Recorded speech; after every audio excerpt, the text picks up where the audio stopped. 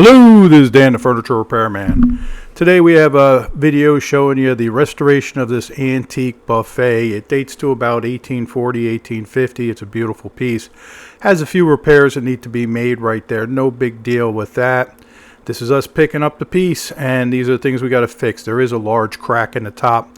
Now right now we start by lasering off the old varnish. This helps us clean off the varnish without sanding the wood or damaging any of that beautiful old veneer that's on that piece. The laser is a great tool to do this. Now the piece has been sanded, and the next step is what we do is we're going to fill any holes, patch up some things, and then we clear coat it once so we could see where the piece sits just natural, and we can see the old repairs there are a different color. So what we do is we start adding up touch-up colors, and we blend those colors in slowly.